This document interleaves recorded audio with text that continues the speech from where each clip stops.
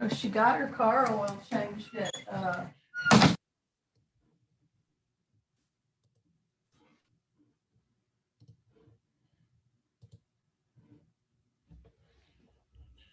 All right, guys, apologies for the late start, but we're all ready to go. This meeting is going to be recorded. So what we do is definitely want to do is keep everybody on mute. Anybody that has any questions, please ask them in the chat box and we'll definitely try to answer them at the end. I want to welcome everybody. Hope everybody's having a great day. This is Robert Swander. I'm the president of Acmg Sales. I want to thank everybody for attending today. Also on the call with me, we have David Marks. He's one of the national executives with Back9. So guys, yesterday we gave an introduction to our Back9 boss system. The system definitely is a game changer. Just makes selling life insurance so much easier. Definitely is the future with the technology. And as far as I'm aware, there's nothing else out there like it. I have seen some other quoting tools out there, which are great, but our system does it all from the beginning to the end, from quoting with just about every major carrier out there and different products to actually submitting the cases. You know, gone are the days of logging into multiple carrier websites to run quotes and submit applications. With us, you can do everything from one platform and track everything. So not only is the technology unreal, but the team that we have with Back9 and with David and the service is also just first class. Anybody who did miss part one yesterday, we do have a recording we can send to you to watch in your free time. And I'm going to turn it over to David Marks. He's a good friend of mine, and he's going to quarterback today's presentation. Thank you, guys, and thank you, David. Thanks, Rob. Good to see everybody again today who came, who was already on other presentations, especially yesterday. I got a gal who's actually emailing me saying, "Hey, you sent me the wrong link," because I had the wrong link. So I hope she got in. I'm just looking. Doesn't look like Leslie's in there yet, but anyway, hopefully she gets in while we're doing this. So, you know, my goal today is really just to kind of help you be a better agent of life insurance, and as far as doing underwriting, that is kind of one of the major things. We get a lot of cases from agents, especially agents who, oh good, I see Leslie's there. Thanks, Leslie. We get a lot of agents who just submit business and don't really know what the criteria is for it. You know, and so clients will get declined, or maybe they'll get ratings that they weren't expecting. And so the client doesn't want to pay the amount because it's all about meeting expectations or exceeding expectations. So it's pretty important to know that to know how that's going to you know how it's going to come out, so you can give your client a good realistic view of what's going to happen here. So unfortunately, what I didn't realize is I'm actually missing a tool from New Boss that I would use. So I'm going to do some other. I'm going to you know, give you everything that I can today. There's actually one tool that they just promised me they will add back, but that did not translate over from Old Boss to the New Boss system. So I was actually just kind of panicking about that in the last hour because it's something that I access quite frequently. But what I would like also, so it looks like we've got 52 people on. That's great. So if you guys have a specific underwriting situation, I would love to for you to, you know, maybe type that into the chat. And that's something that, you know, I can go through live and try to figure out maybe, you know, how would we handle that situation? Okay. So, one of the things, probably the most important thing that you need to understand for underwriting is that you need to know information. There's lots of things you need to know about your client to know how this is going to turn out. We can't just, you know, as they say, throw it against the wall and see what sticks. If you know things about, you know, your client's height and weight and their family history and medications they take and what they're taking those medications for and their diagnoses and, you know, dates of diagnoses or surgeries and that kind of thing, you know, you'll do very well. If you don't get that kind of information, then you'll just get whatever you get, and you have no idea how that's going to turn out. So I'm talking about fully underwritten life insurance here today. Things like like large term policies are always fully underwritten. Permanent life insurance is fully individually underwritten. I realize some people try to they want to do the non-underwritten stuff, non-med, final expense type of insurance. That's not what we're talking about here today. Those are for clients who aren't gonna qualify. So let's see here. Let me share my screen. And the first thing, I created this, I just created this little chart really in the last week here. So it's not perfect by any means. But let's see here. I created this little chart. Just kind of off the cuff. Can you see this now? Yeah, I guess everybody can see it.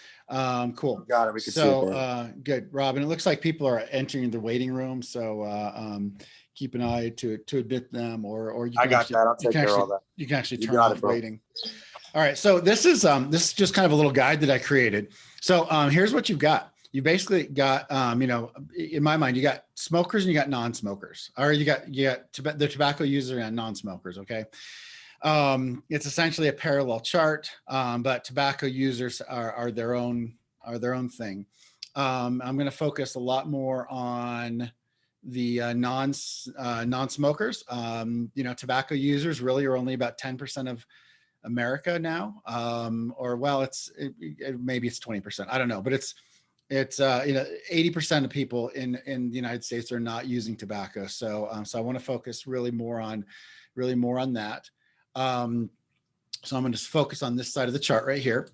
And if I really wanted to, let's see here, I'm going to try to be pretty good about this. This right here, the standard, is how insurance companies are pricing all of their insurance. Okay. Standard is average Joe American, or Jane American, I guess. But, just average Americans and what their mortality would be, without other factors really thrown in, just kind of all factors at the exact same time. This is what people's mortality is it would be a standard rate. The rates above they've got 3 rate classes typically above that, standard plus, preferred, and preferred best. The preferred best, by the way, a lot of companies have different names for this. Some call super preferred, some call it preferred plus. Preferred plus is probably more common. Some call it preferred elite, preferred select. There's all kinds of things. Usually the word preferred is in it with another word, but that's usually the best. And for some reason, there's no real standardization of that. But that's the very best. It's elite health. It's hard to obtain. When you go into quote and apply, you will see that, if you put in 5 hearts for somebody, you're looking for this rate. Now maybe someone is really healthy. We're going to figure that out in a minute here, but maybe someone is really healthy and they're going to get that. I think statistically about 10% of the people who apply are going to get this kind of rate. And it's the lowest cost, of course. Preferred is right below that. That's very good health, but usually maybe they have a couple dings to their, to their name. There's not much going on. They generally don't have named diseases. So we're going to, preferred health. A lot of people are getting that. We're thinking about 20% are going to get preferred or better. Standard plus, not every company even has standard plus. So that's a little bit of a hole when you're comparing companies. There's a few like, say, Lincoln Financial, Protective Life. Those are companies who don't have standard plus. They just go standard, preferred, and preferred best. But in that case, then they're expanding the definition a little bit of preferred best and preferred. So sometimes, so it's really an art. Okay. But now below standard, is the table rating system. Okay. So these are people with named diseases, typically, chronic illnesses, other factors like, there's got a cancer history, diabetes, heart disease, obesity, all kinds of things. So what rate are they going to get? And hopefully, you guys are, finding out this kind of information before you sell a policy, because if you don't know this and you're telling a client they're preferred because they look good, but you didn't really know that that they're a breast cancer survivor from 4 years ago. This is, you're going to end up in the table rating system and not in the preferred rate. You're going to be way off. Something that agents should probably know that I wouldn't usually tell clients, but the 8 tables also each represent 25% additional in cost in the premium.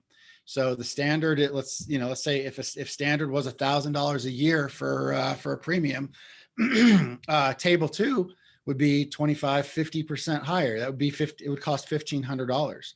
A table 4 would cost you $2,000. A table 8 would cost you $3,000. Okay.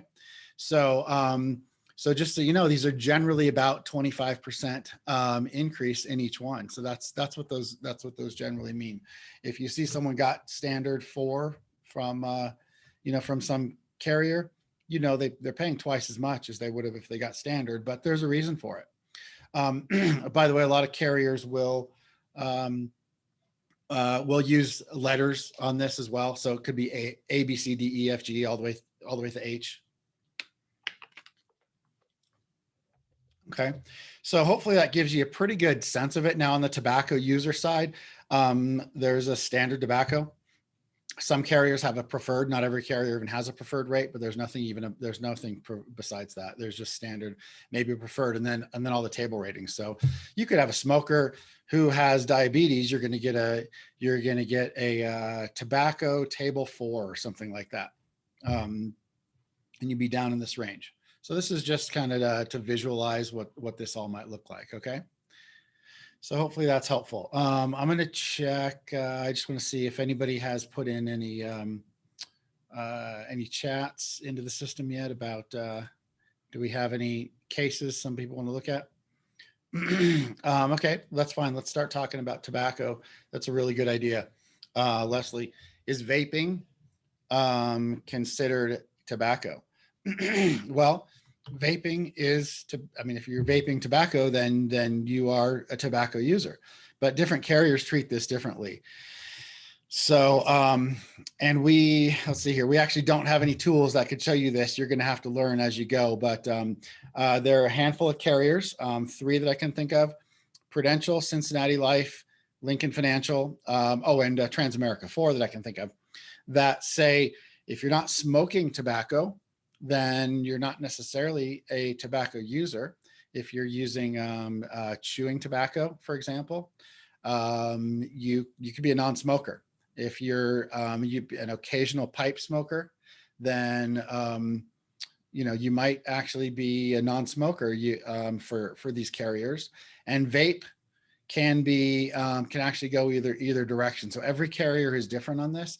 Now, Leslie, you wrote in CBD, so you're saying marijuana. You're not saying tobacco at all. So is marijuana tobacco? That's another good question. Again, I don't have any tools on that I'm going to be able to show you today. But tobacco, about half the carriers that we work with do indeed think marijuana is the same as tobacco. And if you admit to using it one time, the definition of tobacco use, by the way, is did you use it one time this year?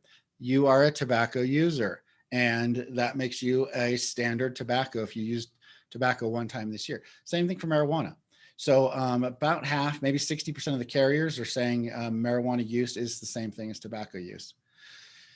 So, boy, I wish I could switch this up a little bit.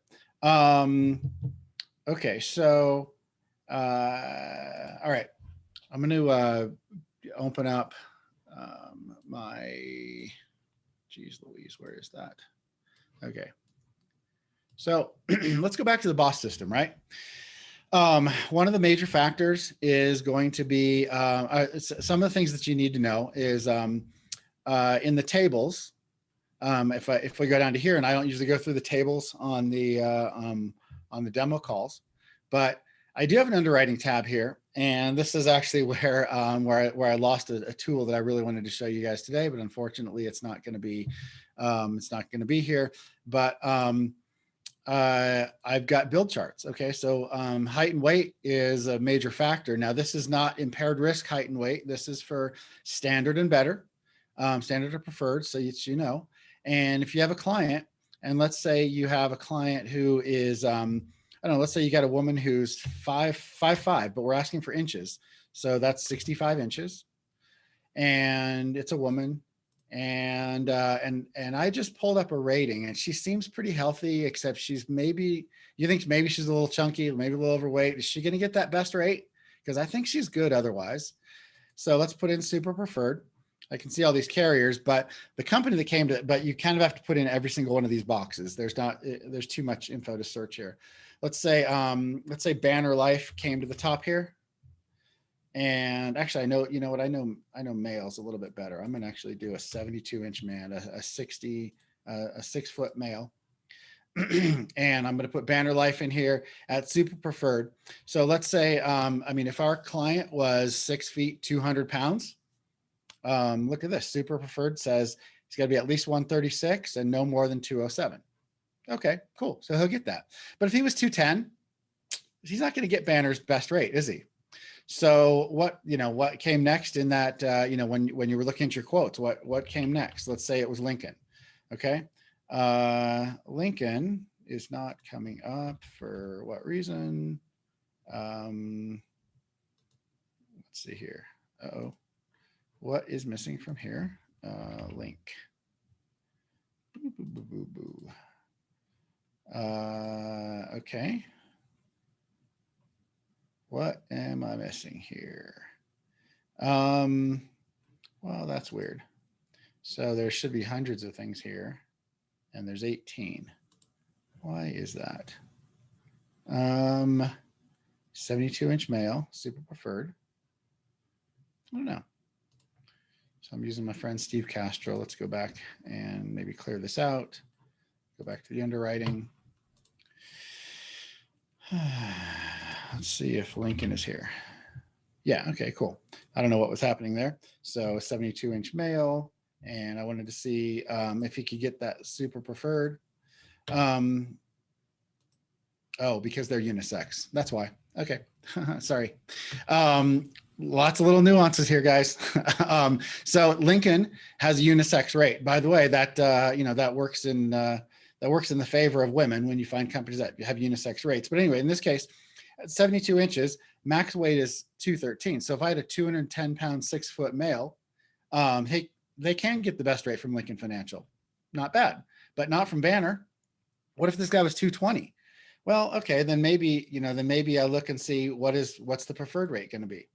Okay, 228. He's going to be good there. But you know what? The third company on my list when I was looking at the quotes was Pacific Life. Let's just see what Pacific says. And at super preferred, their max weight's actually 221. Okay. So the good news is if you're using some of the other tools that you see, this isn't going to be a big deal, but this is a place that you can look these kinds of things up. Okay. So if I can do some, let's see here. I can do some similar things. This is actually a much harder thing to use as a smoking type. So let's see here. I've got some questions. Diabetes with insulin versus without insulin, says Chris Moriarty. Okay, so that's going to be more complex. I'll table that, but I'll get back to it. Okay, so let me go to the quoting. So every time I show you guys quote and apply, I show you guys how to use iPipeline. I'm going to go in here. I'm going to look at iPipeline. Okay, because iPipeline is going to help us out with it. Oh, of course it is. Oh, shoot. Yep, I can see this is stuck for some reason, which means I have to log in and log out of it. And why this gets stuck, I don't ever know. But it's iPipeline. What happens is iPipeline will cache your some information, and I have several accounts with iPipeline, and so I don't think you guys would ever have this problem unless you have several accounts with iPipeline as well. Hopefully that cleared it out. Let me just see here. Okay, as long as it comes to this login, I know I'm good. And I showed you guys how to go into this login. yesterday and set up your own account. So let's say I have John Doe and he's 0101 1980 and I'm in Colorado. So we just keep to Colorado. And but here's something I can do. I can do a health profile. Okay. So I can say that I can put in some, just if all I care about is height and weight, I think this person's really healthy. I can put in things like height and weight. And I can add more health details, but let's just see it without adding additional health details like no to tobacco. I can get quotes. So this is one way I can do this. All right. So now what did I just show you? That Pack Life and Lincoln were good. And I knew, by the way, I've done this long enough. I know that those two have a slightly better build chart than other companies, which is why I brought it up. And Banner's just kind of normal average. So that's why I chose those ones, obviously.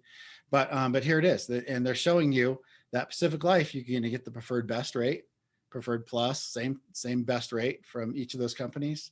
But you go to Transamerica already and you're just at preferred, all these companies, you're just at preferred with a guy who's 6 feet, 220. In this case, underwriting, choosing the right company made all the choice on the build, didn't it? Now, as you know, quote and apply also tells you all about the build. Okay, so it's not a big deal, but you do want to anticipate these things. All right, so I'm just keeping it simple as far as build goes. But what if I took the same guy and I'll make him lighter, so I put all companies back into play, and I can add some more health details.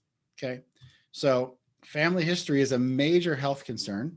This is something you should always ask people. Ask your healthy people. If they're not all that healthy in the first place, then family history is irrelevant. But family history will keep you out of the best rate and the second best rate for usually things like cancer, if you had cancer in the family or heart disease. So each company is a little bit different. And that was the tool I was going to show you is it's kind of for family history more than anything, but I can't show you right now. I'll have to do this another time. But if I go to family history, so here's what they're asking. Did your father have a diagnosis of cancer, diabetes, heart disease, or stroke before age 70? Okay, well, let's say this guy did.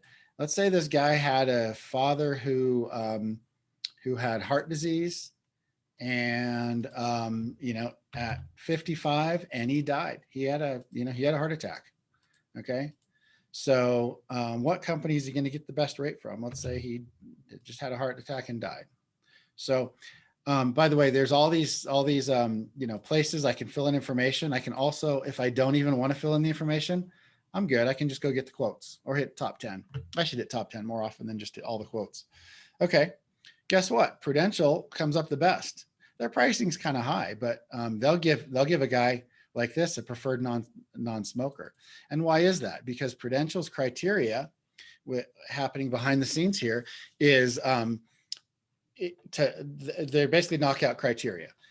For preferred best, they asked, did a parent die of cancer or heart disease before the age of 65? It might be 60 or 65. And if you say yes, then you're out of preferred best. But if you go down to preferred, they ask, did more than one parent die of heart disease or cancer before the age of 60 or 65, whatever their number is. And if both your parents died, that's a problem. But since they didn't both die, then we're good here. Every other company knocks you out of preferred for this situation.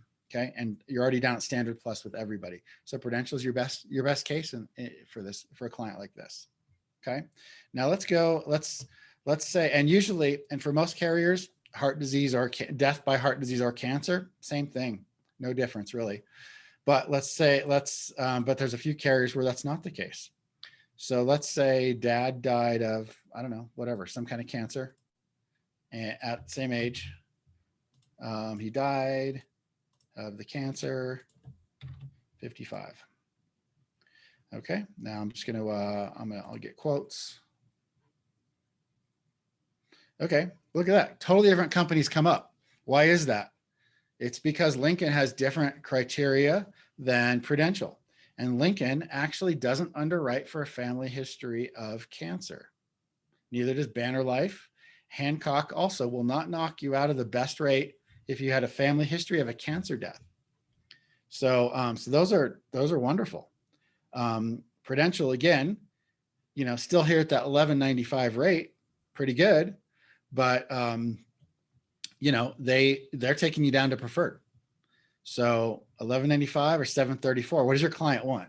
I know what you want. You want to sell higher numbers and make money. But if you sell anything, you make money. And that's kind of the goal. If you help your client get the best thing that they can get, they are going to make, then you make money. So that's what we do. That's a best practice here. Okay. So hopefully you've already learned a few things about family history and where you can learn about that right here in the quoter tool. Now, if I want to go, I'm going to erase this from dad because, so take that element out of it. Most people treat having father and mother the same, that because it's a biological parent. Hey, Dick, what are you eating? That looks delicious. Just kidding you. Anyway, so most people have father and mother the same. However, a lot of the companies will give a concession on cancer, on gender specific cancers. So let's say dad died of prostate cancer, but a woman is applying for the coverage. Well, the woman doesn't have the woman doesn't have a prostate, so her father dying of prostate cancer is really not such a relevant issue, is it? Now, some carriers treat you like, hey, if there's cancer in your family, but that's pretty specific. So they will actually disregard that family history of cancer. Okay, so some carriers will care a little bit about the siblings as well, but not everybody. So physical build, of course, I can put that in on this page here. Tobacco use. Have you ever used tobacco products? Okay, yeah. So you want to know. So a guy tells you that he quit over a year ago.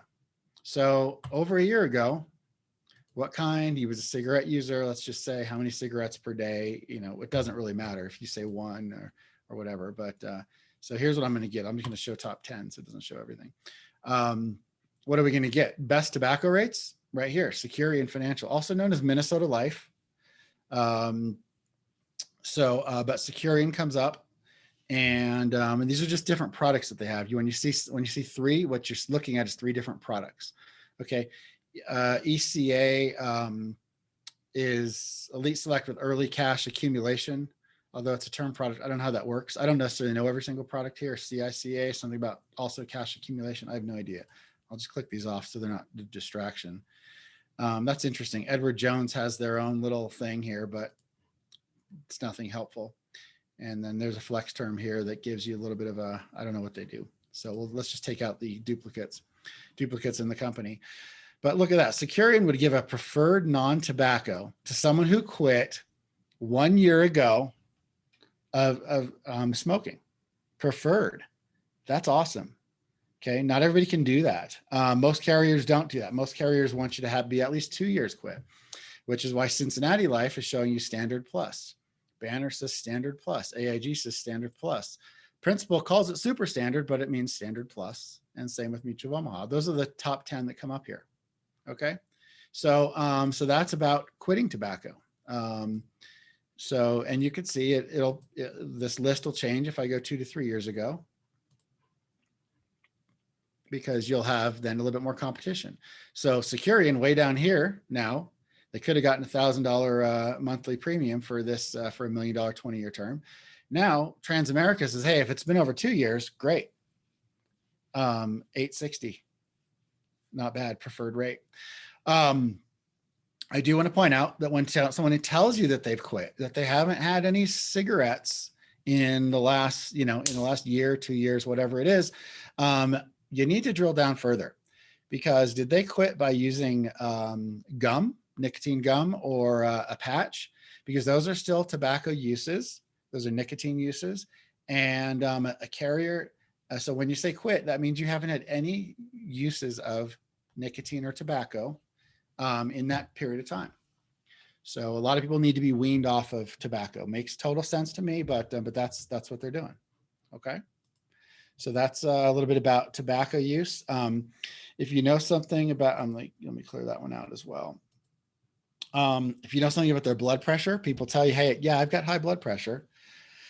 But the question is, are they using medications? And if they are, it used to be So if you're if you're an older agent, you've been in this business for a long time, maybe you know that it used to be if you're taking medications for blood pressure, that that they automatically knock you out of their best rate.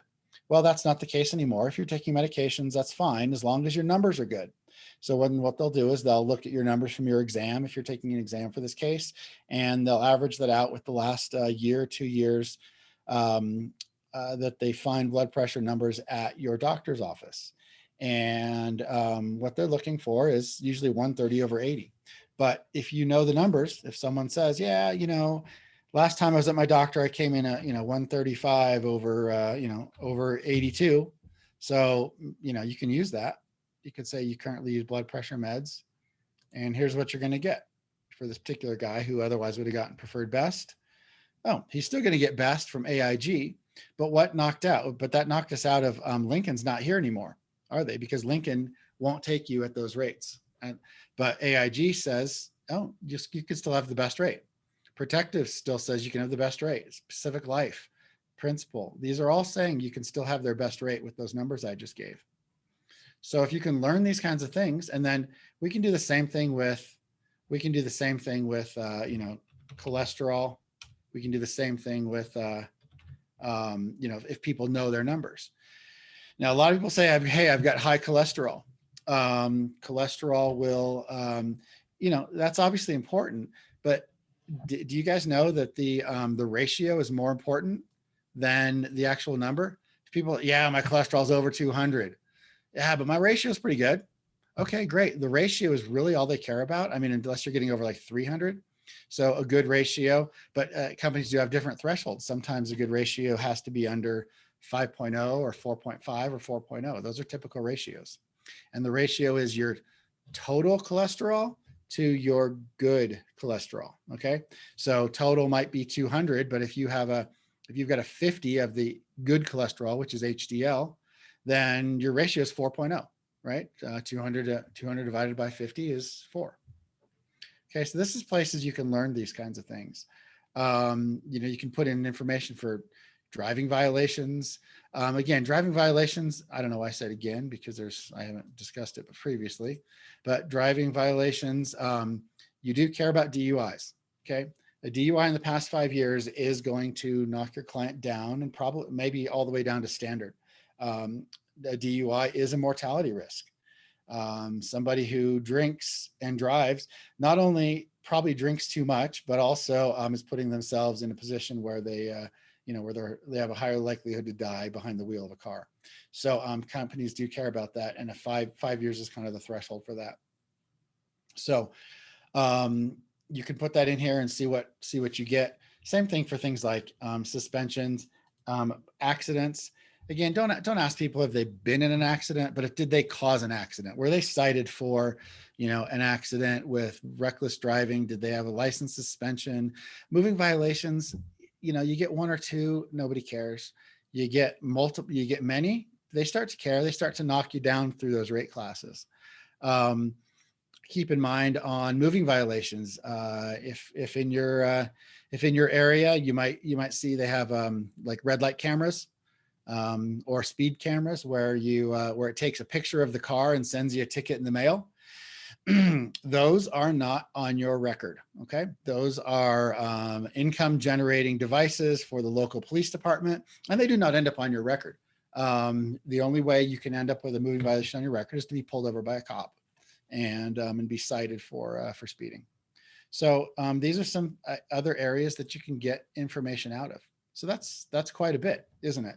You have a lot of tools here, right here at your fingertips, just by quoting through iPipeline. So I hope that's very helpful. But then we've got impaired risk, like serious situations. So we'll go through that in a second. I do want to point out, the riders here. A lot of people don't talk about the riders, but when it comes to the traffic type of things, they might actually insure you on regular life insurance and not add accidental if you've got severe driving issues. However, most people don't really add these riders. We can always have a conversation about what these riders do and if they're helpful, but you can add these, but I just wanted to discuss that really quick. So I'm going to shut down iPipeline unless somebody has some specific questions about the use of iPipeline or how we get some underwriting information out of it. Is there anything else that you guys want to see specifically in this tool? Okay. Let's see here. Let me just look at the questions really quick, see if I can figure that. Let's see here. So Joanna asked, how does, in all caps, oh, you're yelling at me, Joanna, but how does underwriting know if the client quit and how long? Do we need to ask all these questions before submitting applications? Definition of pipeline. This tool that I'm on right now is called iPipeline, and you get it right here on Boss. Go to quoting, and you click on iPipeline. That's this tool. That's what iPipeline means. Okay, so how does underwriting know if the client quit and how long? You tell them. Okay, you tell them. That's it. They rely on your statements, and you know what else they do? They look at other factors. They're going to go to your doctor, and they're going to go get medical records from your doctor.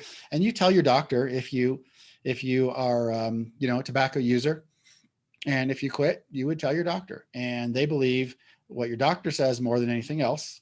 But do they? And they somewhat believe what you said, but they know that you're motivated to get the best premium, so they don't really believe you. But if they're in the absence of any other information, they will absolutely take that information. If they do an exam on you and you test positive for, if you test positive for the nicotine, then and you told them you don't smoke or use tobacco products, then you're in trouble, and you might actually be outright declined just because they figured that out and now they don't trust you. Because they figure you may be concealing other things as well, like your lung cancer, for example. But again, in the absence of other information, then they will rely on what you have to say, and that's fine.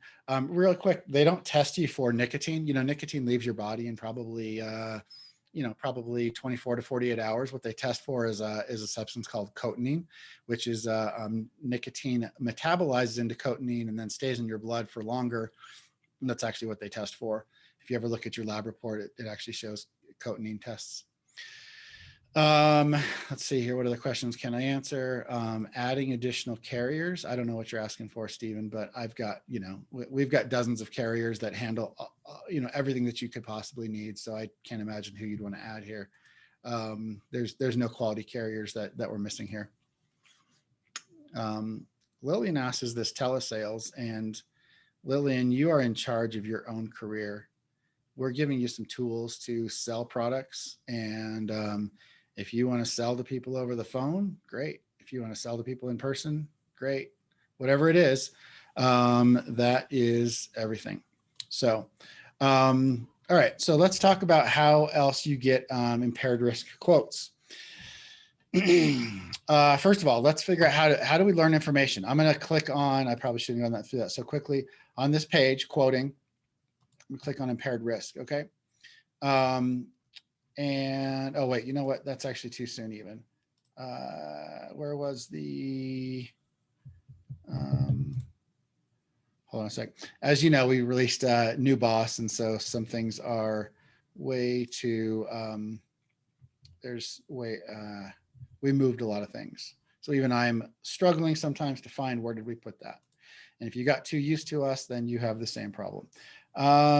Let's see here, the impaired risk. Well, okay, so one thing we can do with impaired risk is I can click in this spot. So if you guys saw that, I hit quoting, I hit impaired risk, and I wanted to do something else before this, but I didn't see that off the top of my right away. But so in this page, I can put in information about my client. Now, don't give a fake, don't give a completely fake name. Give something that you can track, because you will not remember your, who that you just put in XXX or John Doe, but put in, if you have a guy whose name is, I don't know. Yesterday I was using, what was I using? Oh, I was using Bruce Wayne. Well, if you feel like, oh, I don't want to use a person's real name, there's really no reason for that. Nobody's tracking this. Nobody's connecting it to anything else. There's no reason not to use that name. But, if I wanted to put in, Wayne Bruce, or, Wayne Bruceman, I could do that. That's fine. But you need to be able to track your cases. Okay. And the guy's got to, you put in a birth date, 1980, he's male. and he's in whatever state. And here's what we're going to do.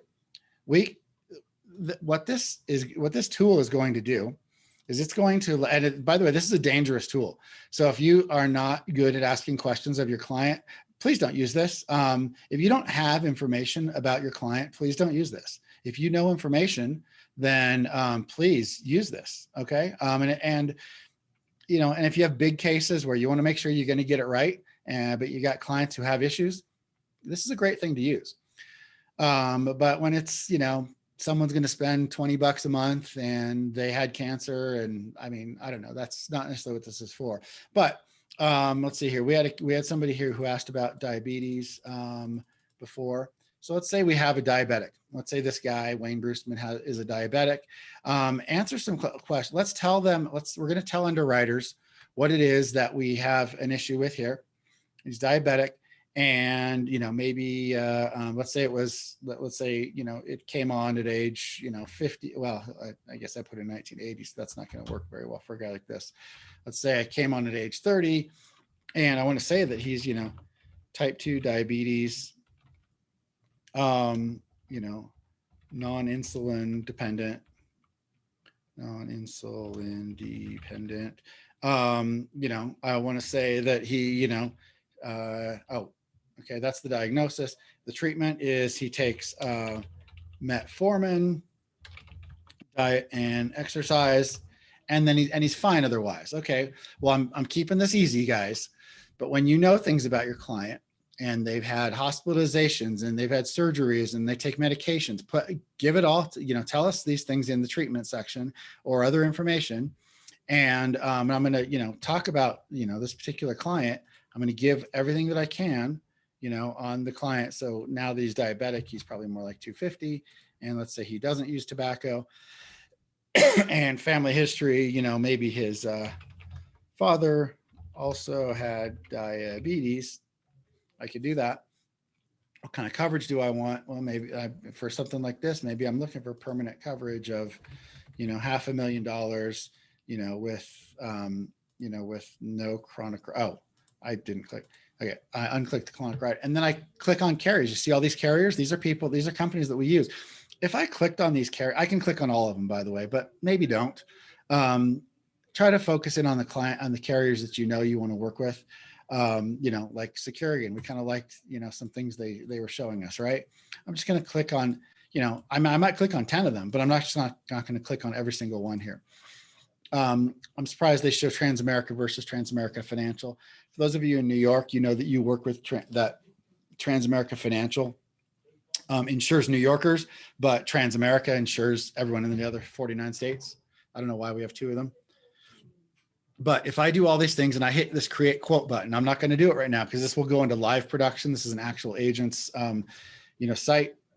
What it's going to do is it's going to send an email to an underwriter at every one of these carriers I clicked on. Yeah, an actual live email to a real underwriter, and they're going to write us back. Many within the first 48 hours, many of them will, some of them will take a week or 2 weeks to report back to you, but they will all come back to you and they will tell you what their opinion of your client is. Okay. It's an amazingly powerful tool. So please do not waste it by not knowing anything about your clients. That is what they'll probably do. What they do is they get sick of us and say, look, we don't want to take these. We don't want to take what they call these quick quotes. They don't want to take quick quotes from us anymore because we're wasting the tool. Okay. But I'm sharing this with all you guys on this call. So that's it. I need to give the information, and I hit that create quote, and it is unbelievable. Now, I'm not going to hit that. I'm just going to get out of it. Excuse me. I need to find really quick. Where's the, nope. Okay. So sorry, I'm struggling finding where did I have this? Once I get back, so they're going to send you an email back. You get a direct email back, you guys. It's pretty sweet. But when I come back to here, and I can see all the quotes in here, and I can look. There's quote requests. Here's my impaired risk quotes would be under here. So if I put in Bruce Wayneman, and I would see it right here.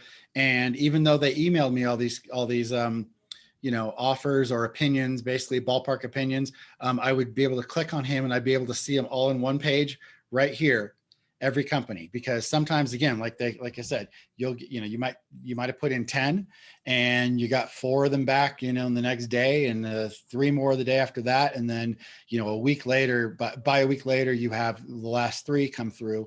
It's harder to organize, but come here, it's all in one spot. Anyway, you take that and then you go request a quote from us. Go do a quote request. I'm going to, so we're on quote request now. I'm going to hit the plus sign and I'm going to, put in, I guess we have first and last now, Bruce Wayneman, and 1980, and he's male. And now the underwriting class, I actually can tell you, they were gonna say table 4 is maybe the best rate that John Hancock said, or something like that. And I want to get a good permanent quote for a guy like this, lowest premium for protection purposes. And we will create a quote for you, a customized quote for you. But you can also go back to the iPipeline and remember how I entered health profile. But let's just say I wanted to go to, let's see here. Oh, I got to hit standard, and then you can hit a table rating over here. Let's say it was table 4, and I can get quotes. Okay, let's say all the carriers were saying table 4. Let's say they all said the exact same thing, which is actually not that uncommon. And look, AIG comes up with a $2,400 rate. What were we at? We were at, when I was showing you this without any table rating, it was 2,000. No, it was like 1,000, wasn't it? At preferred. So anyway, you get the idea. This is what everybody's table 4 rating looks like. And I can see all my choices. Now, Hancock, if they were the one that came back with if they were the one that came back with 4 and everyone else is saying 6, this might be our best rate. But that's one place. Or we can go again, ask for a custom quote. And I think I showed you guys how to use this, and then we hit create quote and it'll go off and Todd will create the quotes for you. Okay. So that's how we're going to use that information. Now, all right, this is going to bug me that I don't see the impaired risk. Maybe it's under the tables. No, it's not under any of these. Well, that stinks. Okay, well, we might be missing that also. Okay. All right, so let me go back to see if there's any questions that I could possibly answer here. I can't answer all of them, obviously, but let's see what we got. Lillian left us, and let's go back. Leslie asked an interesting question about adoption. What if you don't know your family history due to adoption, or you just don't know? Well, here's the thing about family history.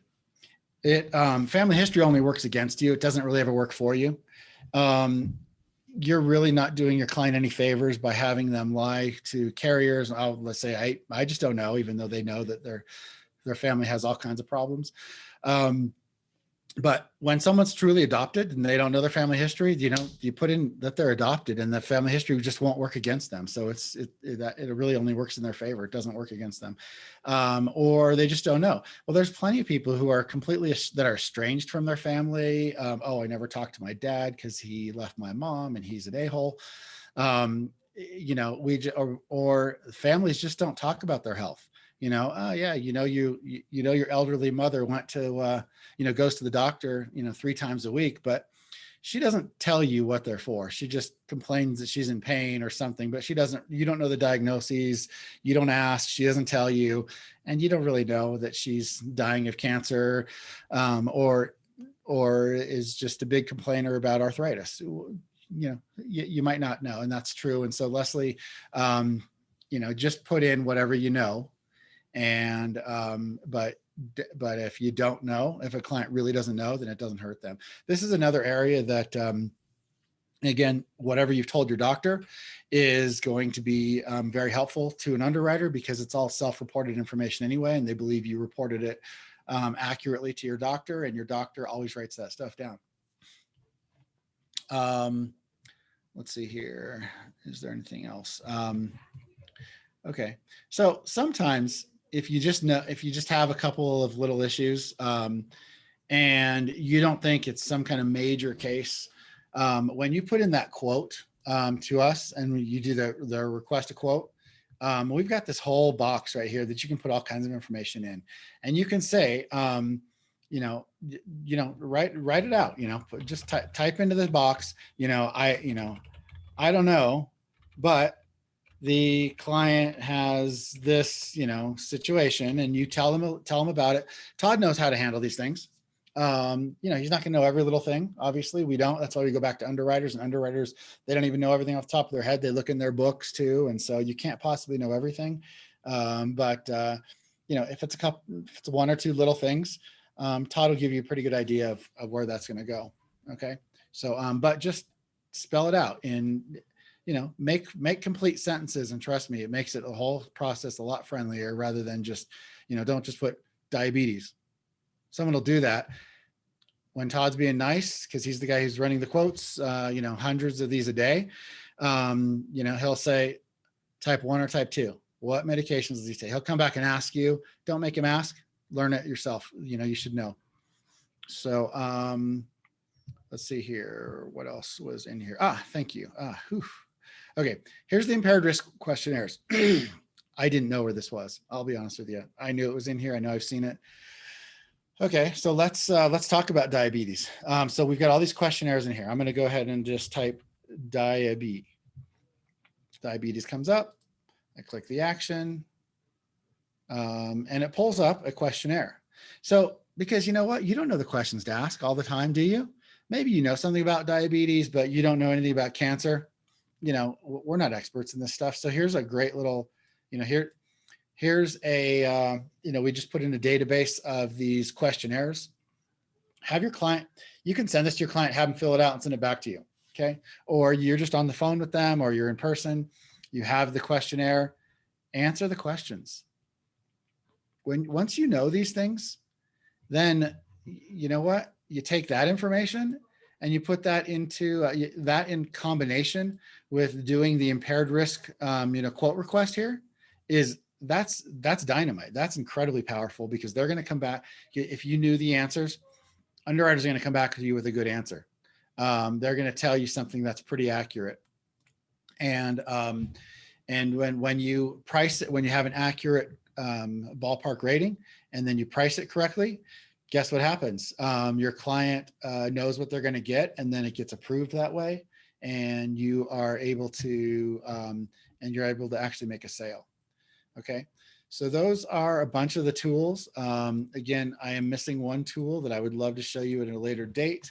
So those are pretty good.